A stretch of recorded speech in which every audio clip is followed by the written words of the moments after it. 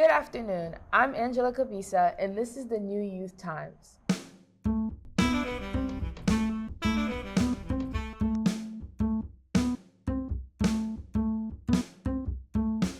Today, we are talking to a variety of people about the work that they do, what change they want to see, and how they stay engaged in their community. One of our journalists, Mia Haley, had the pleasure of interviewing Swati Sivasubramanian, who is the Program Director of Youth and Community Engagement Justice and Policy Director at the Catherine Cutler Institute, alongside Erica King, who is the Senior Manager at the Center for Effective Public Policy. The interview was held in the middle of Monument Square, out in the Portland community. So Mia, what was it like talking to them about the work that they do? Yeah, it was really eye-opening to see all of the work that they do to support community members in Maine, and the crossover between the two genres of work they participate in. I manage the Young People's Caucus, which is an initiative that was started in 2018, started by a couple folks, a legislator at the time and a person who works at the Catherine Cutler Institute, which is a research institute attached to the School of Public Service at USM. And it's a place that does a whole range of research and public service initiatives, and this is one of them. Anyway, the Young People's Caucus was started with the intention of getting young people more actively in the State House and in policy making rooms in Maine. We've since then sort of expanded and clarified our mission to be supporting young people to be more actively part of change making, whatever, that's kind of in a bunch of different realms, including state level policy, and especially working with young people who have living expertise in systems like the carceral system, the immigration system, the child welfare system, because those are often systems where people are making decisions and not at all engaging people who have that living expertise. Yeah. So that's a little bit about the Young People's Caucus. That's awesome. Thank you for sharing. Erica, would you like to share a little bit? Sure. So my name's Erica King. I work for the Center for Effective Public Policy, which is in Kensington, Maryland. We're a national policy think and do tank that we work with policymakers across the criminal justice system, the pretrial system, to try to bring more justice and well-being for all.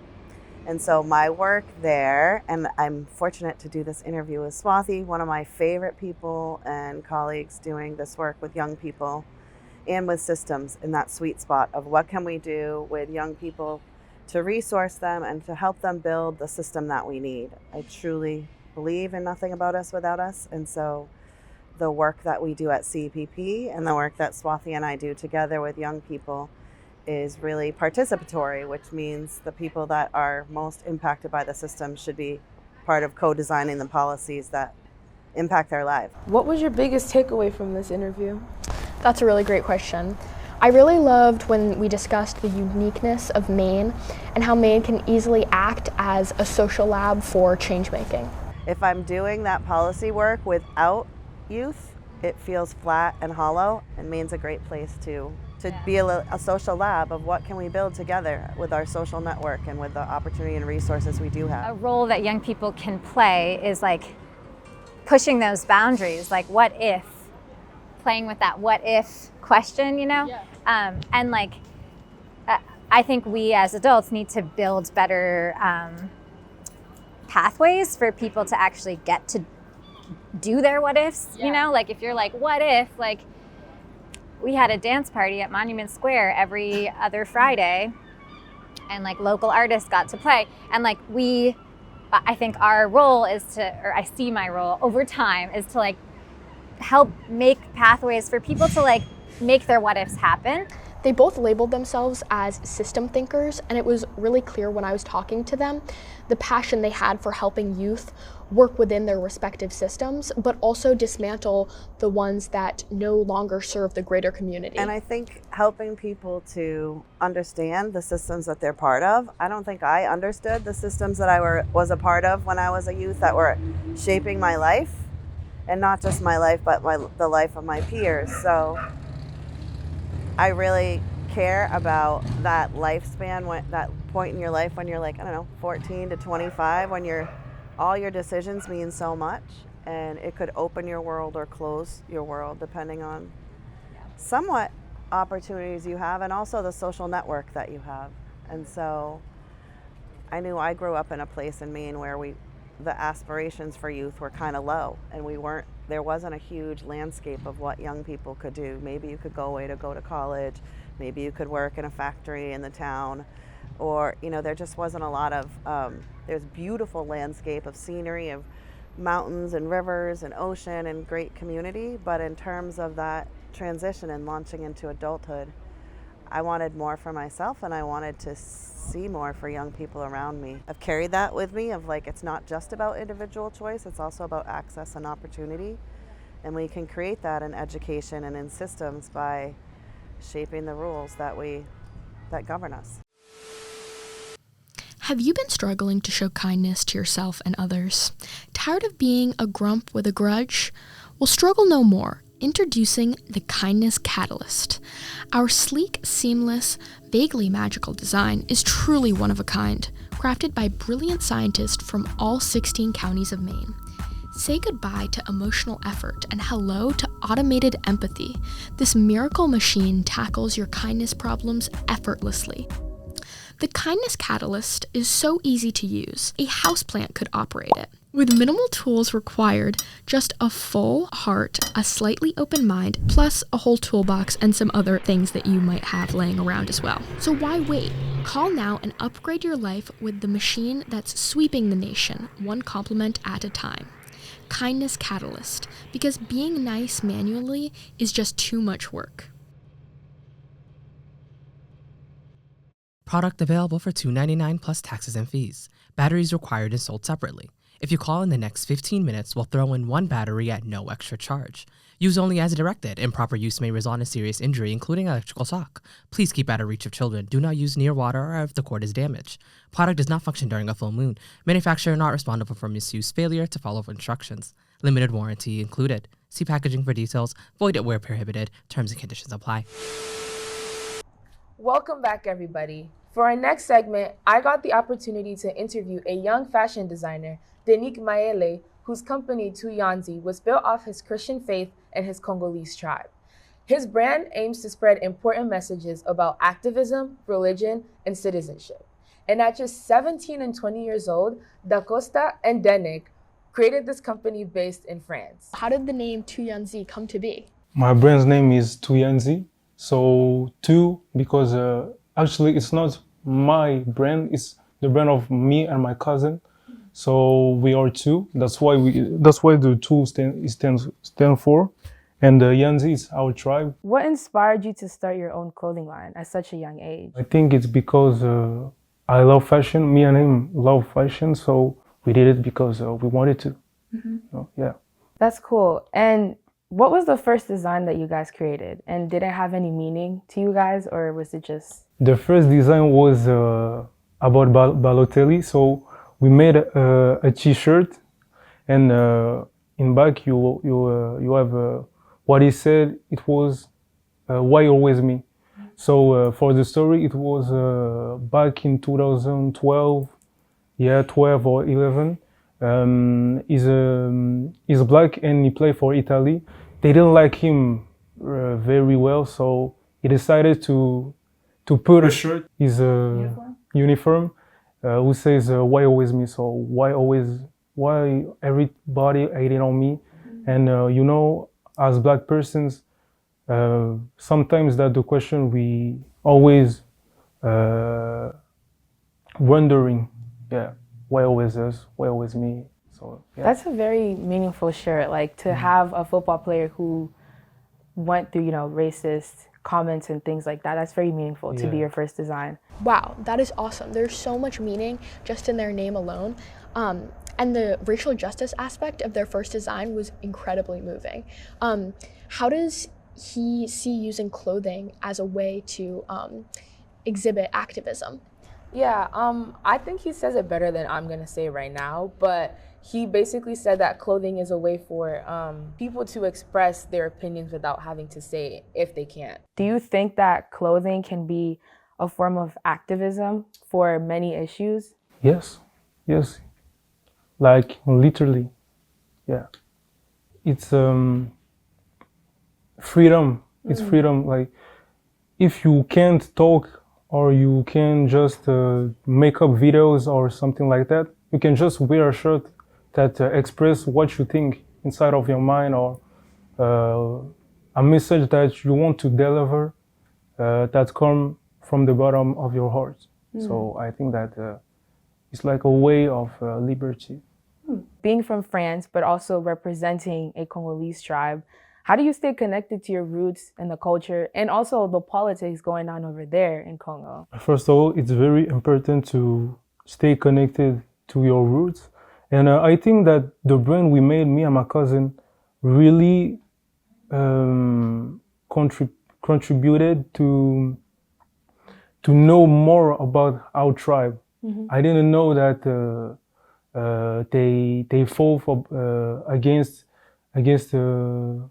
how do we say colonisateur? Oh, colonizers. Colonizers and all things. So I think that it was very important. And actually, my family didn't know about our brand, and also we told them. They was really proud about us because it shows that it's not like many kids of our age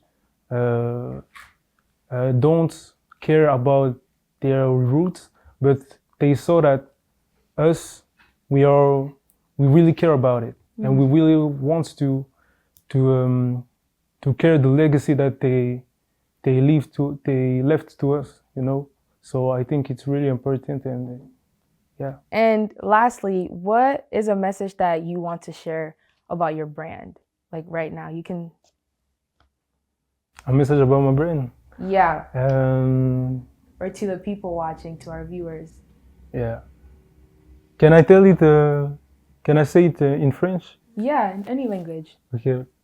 Les gars, apportez-moi de la force. Là, vous voyez là, je suis venu aux États-Unis. C'était même pas prévu. C'était même pas prévu là. J'étais pris en rendez-vous. Enfin, une petite interview qui parle un peu des jeunes entrepreneurs, etc. En tout cas, apporter de la force. Je vous demande même pas de commander ou quoi, mais juste partager massivement. Can I say it in Lingala too? Yeah, any language. Bana kin, bana braza, bana poto. Bisika nyonso bozwami, bopesanga makasi, pardon, bopesanga makasi. Biso nyonso elongo tomata. Po ani bana mindele, bozalaka bango na bango, me biso ka tozoka bona banini baninte. Tobo yango, tolingi tozala elongo, tokende liboso. Donc bopesa biso makasi, and merci. Are you like Mia in feeling overwhelmed by civic duties? Does the weight of democracy give you a headache? Do you find yourself wishing you can just tune all of this out? Then try no vote by regression, the revolutionary new medicine that makes you not care about voting. Because sometimes the best choice is no choice at all. No vote by regression is scientifically formulated to reduce your interest in current events, suppress your urge to participate in elections, and provide blissful apathy in these trying times. With no vote, you can finally focus on what truly matters, yourself. Side effects of regression include, but are not limited to, a lack of representation, potential for policies that are unfavorable to you, missed opportunities for positive change, constipation, potential for increased political inequality, voters' fatigue, feelings of regret or guilt, and a decrease in national morality. As part of our show, we also got the opportunity to go around the city of Portland and ask people what they care about and how they stay engaged in their community. Excuse me, miss? Excuse me? Excuse me, would you mind answering some questions for us today? So first, we'd like to start by asking you, what's an issue that you're passionate about or care about? Yeah, I'm very passionate about, I would say, equitable access to healthcare, to education, to nutritious food. I think that any human being, regardless of where they're from, they're owed that and they deserve it. Is there an issue that you're really passionate about right now or are interacting with? I would say I'm passionate about quite a lot. Right now, I would say immigration rights. There was a protest earlier today. I'd say it's important to go to protests, but also you have to stay safe. What does civic engagement mean to you? I'd say it means community. community is like a big part in my life. It's very, I don't know, connecting. I'm in a artist queer makers market, which is exciting. Like First Friday walk is very nice. A lot of people come up and talk with me. Sometimes it's a little awkward because I can't really hear them because it's the city, so it's very loud. And I feel bad because I'm always like, wait, what'd you say? But otherwise, yeah, I feel like it's nice. The community here in Portland is very nice. Excuse me? Would you mind answering a few questions for us? What? Sure. Would you mind answering a few questions about civic engagement? Yeah, sure. Okay. Is there a specific issue right now currently that you're very passionate about or would like to interact with more? Yeah, I would definitely say immigration is a huge issue that's going on right now. A lot of immigrants are being misplaced in various areas, especially areas where there's not that many folks coming from a specific community that they're a part of. I think that can definitely lead to isolation and just struggles like with like assimilating into a new culture, into a new environment. So I definitely would say immigration is a problem.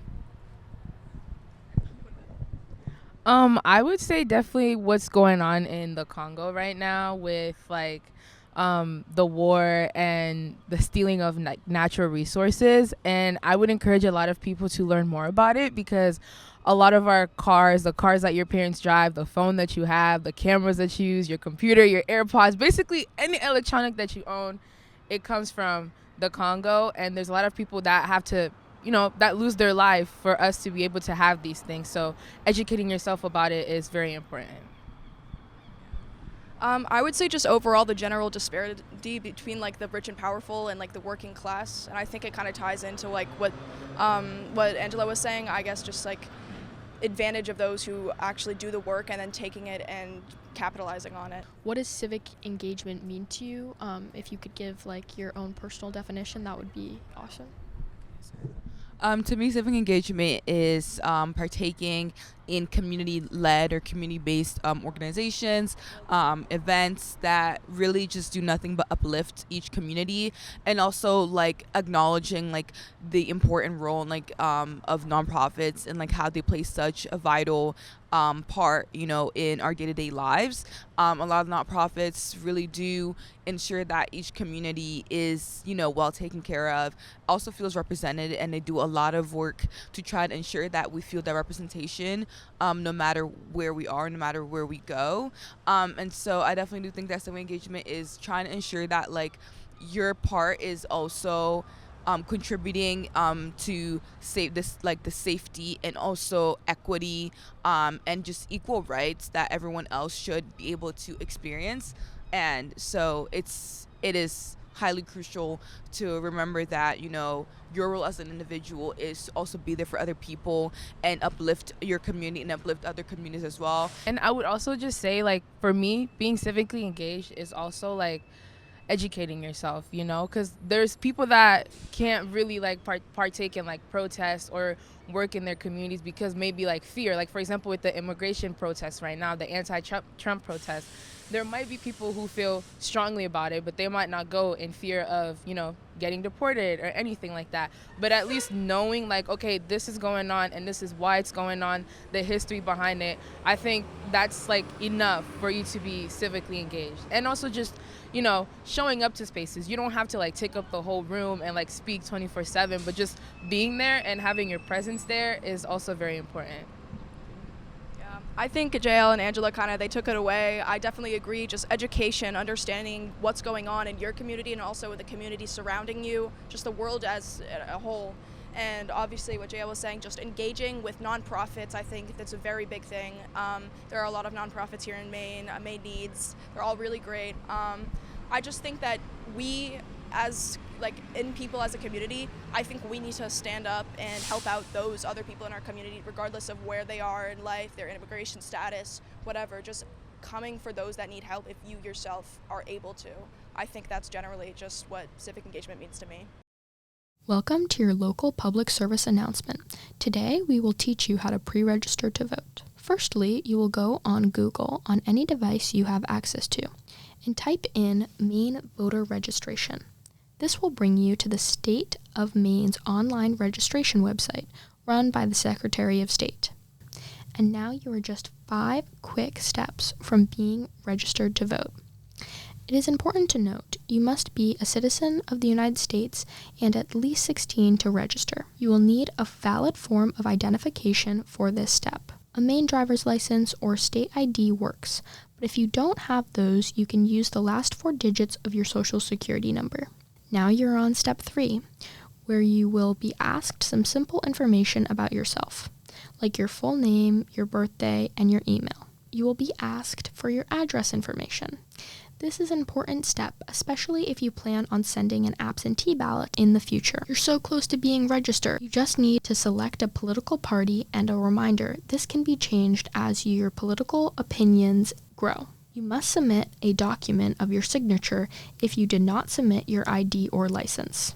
And now you're done. Congratulations, you have registered to vote. 2 of our very own journalists, Douglas and Louis, got the chance to interview Dana Gross and Nathan Hart, who are both South Portland educators. They discussed the roles that they think they play in their communities and also in the classroom. So you talked about getting into teaching because you're inspired, and you talk about community work. So what do you think is the most rewarding part about teaching? Well, I think community is a big part of it. I think that big rewarding part of teaching is connection. I haven't worked many different kinds of jobs. I've been in education since pretty much right out of college. I was just going right for it. But I think that it has a unique, just sheer volume and amount and time of connecting with people.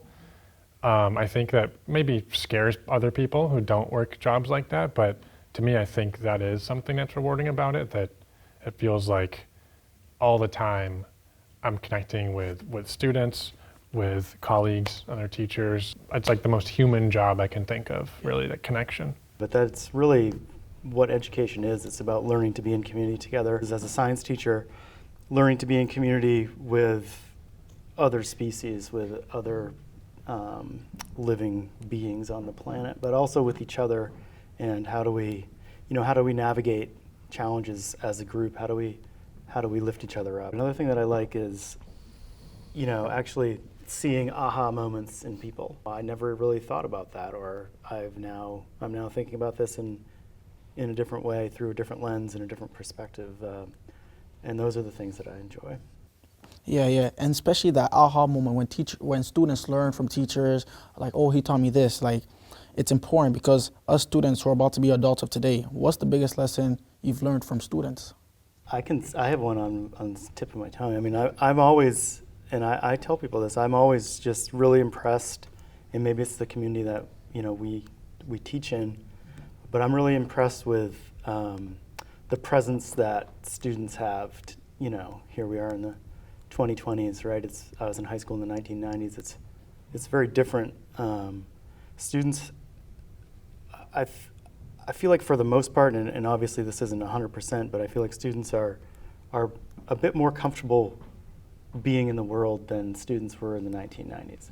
I also feel like students are a bit better to each other now than they were in the 1990s. Students are very good at being critical thinkers, and it seems like students in the last 10 years, they are very observant. They're critical of things. They're critical of society. They seem to hold society to high standards. And so I want them to take away that, there's always more to grapple with, that, we have so many assumptions about various topics and various things, and even our observations we make, to not be too comfortable with anything. It's an evolving thing. I'm also joined with Douglas here to discuss what he learned during this interview.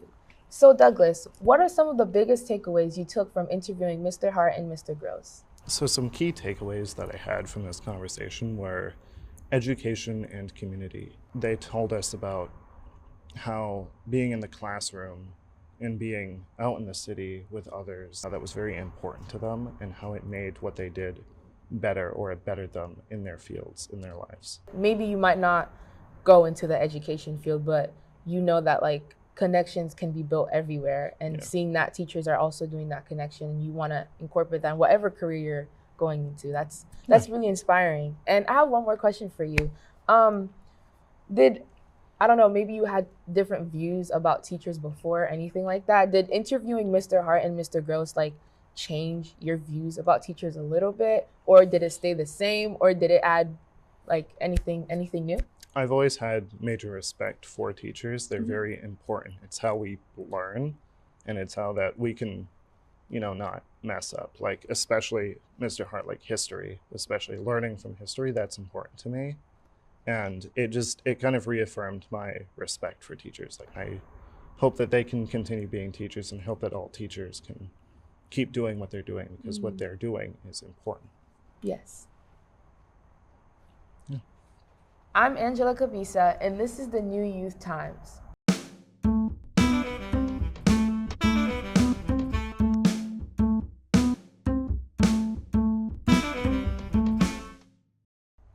Good afternoon. Wait, sorry. Okay.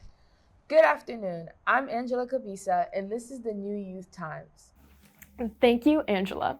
Today we are joined with, oh no. Okay. We're gonna have so many bloopers. Okay. Thank you, Angela, and good afternoon. Is the camera on? It's on. So I'm going to Tufts in the fall. I plan on majoring in political science, but. Well, there's like a thing where it keeps like popping really loud. Oh. Okay.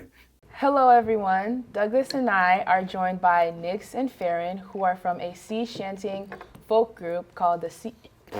I'm sorry. Start over. Okay, sorry. It's a wordy intro. See why this is so hard. And action. Thank you, Angela. Today, I'm joined with, off ball. I got scared. Okay. So my first real question for me, or for you. Hi. Or should I say back to you, Angela? Or thank you, Angela? The Maine Immigrant Rights Coalition, and we are going to be talking about, wait, can I start over? Yes, of course. Please. Okay. Studying anthropology and... Oh, no. So I'm wondering hold on, I'm getting a call. Okay. This is, dude, and it's a scam. All right. This is very good for the blooper reel. Alrighty. Oh, this suit feels nice. Wait, but it's kind of small. Hello, everyone. Hold on. You were wildly out of focus. Awesome. Yeah, just take your time. Okay. And then what'd you have for breakfast? Sprite. Okay. That's sick. Oh wait, how do I stop? And action. Hello, everyone. I'm Angela. Okay. What's he doing? We've had a long day. Hey, I know all about that. No worries, guys. Aw. You ready?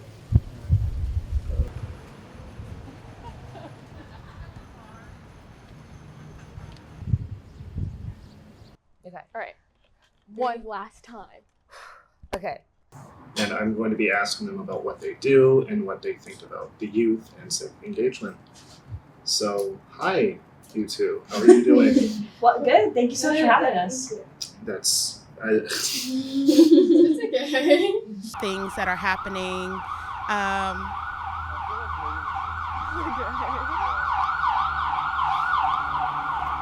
Hello. I'm here in somewhere.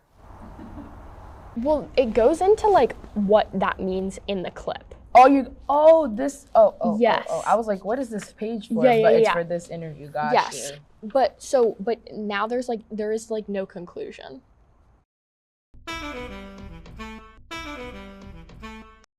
Good afternoon. I'm Angela Cabisa, and this is the New Youth Times, a show about civic engagement for youth made by youth. Thank you, Angela, and hello, viewers. Today's forecast is looking rather temperate and is dominated by a scattered legislative front. Looking at the radar, it seems that Augusta is experiencing potential instability. Thank you, Angela. Today, me and Loic will be discussing youth activism within the sports community of Portland, Maine. Loic, would you like to tell us a little bit about what's going on? Oh, yeah, of course. So what's going on is a new team just arose from Portland. It's called Hearts of Pine. It's a team that just came to Portland. They raised a bunch of money, but it's taken a lot of time out of the community. Each episode, we talk to a variety of people about the jobs that they do, the change that they want to see, and how they stay involved in their communities. Yeah, one thing is show up. Show up to meetings, show up to events, show up to the political things that you're invited to, unless it's extremely dangerous for you. Yeah. But show up to the things that you think might have a positive impact on the world. I deeply believe, and because it's proven to be true, that like if you and a squad of 2 to 5 people have a really good idea of something you want to change, and you're any age, if you get strategic about what works and what doesn't, who to talk to, figure those pieces out, which can be hard, but like Maine Youth Power is here, other folks are here to help you, you can make the change happen. Elections are a tool in a larger toolbox of ways that we can influence those in power, the ways that you interact through testimony and through communicating with your peers to bring those pieces of work to those in power can be a great way to get involved. It's very important for me to have this outlet to kind of like scream out, look at this, wait, this is wrong, let's do this, blah, blah, blah. I need to have that voice for people who are underrepresented and who are suffering under the system. What does being an active community member mean to you? I think it's not just about sort of, volunteering and being a student rep and involved in politics, but also going to the farmer's market. And you have to know the community that you're serving. You also mentioned doing dance before joining the Maine House of Representatives. And I was wondering, does dance still play a role in your life? And if so, how? It's really important to have an outlet when you're in politics because it's very easy to just be entirely enveloped in that world. And it's easy to lose yourself. And I think one of the biggest challenges that a lot of young people face is how do we maintain ourselves and how do we maintain our self-care while going through the legislature? It's very hard to do. And dance is a huge piece of that for me.